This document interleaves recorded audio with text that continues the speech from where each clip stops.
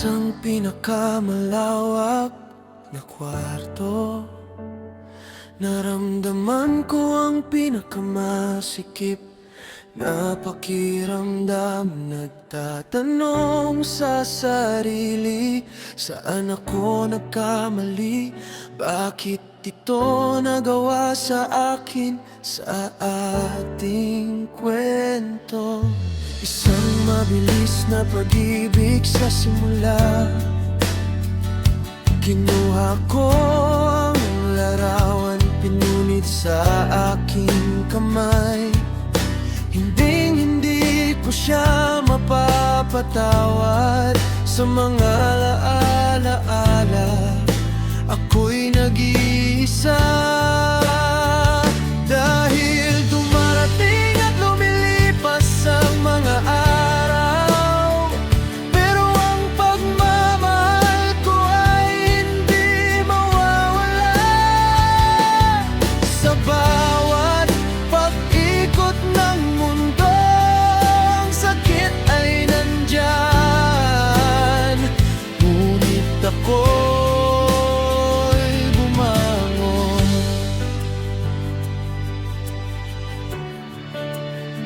Nakaupo sa tabi ng apoy sa isang malungkot na gabi, pinagmamasdan ng magandang kalangitan.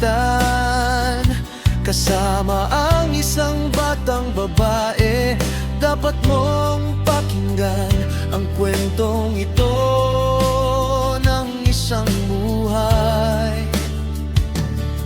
Ikaw ang aking pangunahing tauhang babae, ngunit sa sandaling ito, ako'y nag-iisa.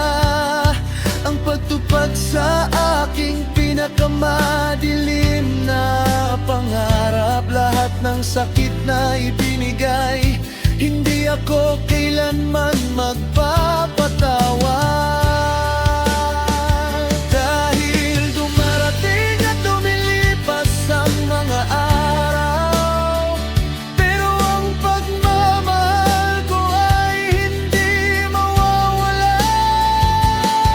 Sa bawat pag-ikot ng mundo, ang sakit ay nandyan. Ngunit ako'y bumangon. Kailangan ko ng panyo para sa isang halik ng paalam, oras na para bitawan ka. Kailangan ko ng panyo para sa isang halik ng paalam, oras na para bitawan ka.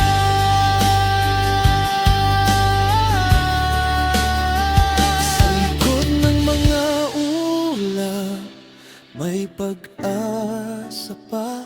Sa bawat luha, may ngiti na darating. Kahit na ang puso'y wasak at sugatan, may liwanag na darating sa dilim ng gabi. Dahil dumarating at lumilipas ang mga araw,